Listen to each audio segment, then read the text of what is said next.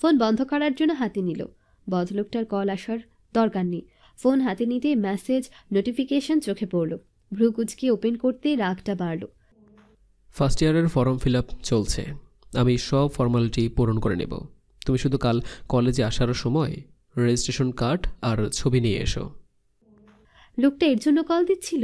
ও ভেবেছে রাগ ভাঙাতে কল দিয়েছে, অথচ লোকটা স্বাভাবিক, যেন জানিই না তার ধমকে বিপরীত পক্ষ বেঁকে বসেছে। সত্যি জানে না তার রাগের কথা, নাকি জেনেও প্রাধান্য দিচ্ছে না লোকটা? কোনটা? রাগ মনে পুষে রাখা মানুষ শ্রেণীর ভিন্নতা আছে। কেউ নীরবে অভিমান করে যায়, বিপরীত পক্ষকে জানতেও দেয় না। মনে রাগ পুষে স্বাভাবিক ভঙ্গিতে চলে। বিপরীত পক্ষ জানলো কি জানলো না, এতে তাদের কিচ্ছু যায় আসে না। আবার কিছু মানুষ আছে যাদের মুখ্য কথা হলো তারা যে রাগ করেছে এটা বিপরীত পক্ষকে জানাতে হবে, জানতে হবে, তাদের অনুতপ্ত হতে হবে এবং তার রাগ ভাঙাতে হবে। রাগ ভাঙাতে এলে তারা রাগ প্রকাশের মাধ্যমে রাগের অধ্যায় বন্ধ করবে।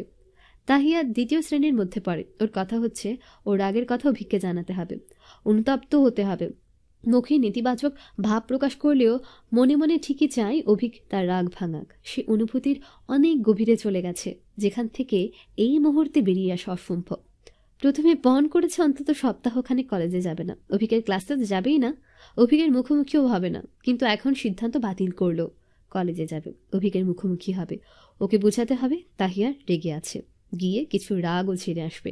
এতে যদি কিছুটা প্রশান্তি আসে তবে মন্দ কি? রেজিস্ট্রেশন কার্ডকেই মাধ্যম হিসেবে বেছে নিল তাহিয়া। রাগের বশবর্তী হয়ে পরদিন গেল কলেজে। প্রথম ক্লাস শেষ হওয়ার পর ডিপার্টমেন্টে গেল। অফিস রুমের সামনে গিয়ে ভেতরে উকি দিল। ডিপার্টমেন্ট হেড আর অভিক বসে কথা বলছে, আর কেউ নেই। জাহাঙ্গীর স্যারের সামনে বিশেষ সুবিধা করতে পারবে না বলে ফিরে যেতে উদ্যত হলো তাহিয়া।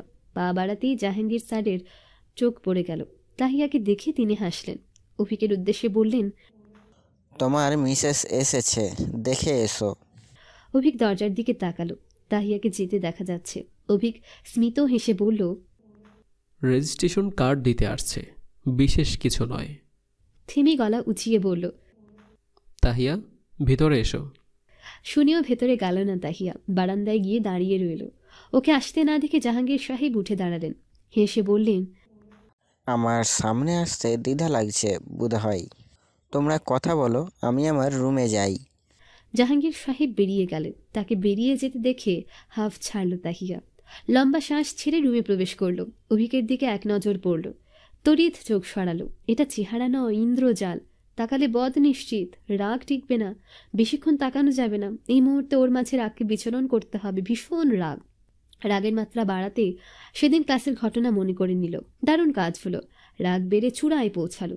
তাহিয়ার হাতে ডকুমেন্ট খাম।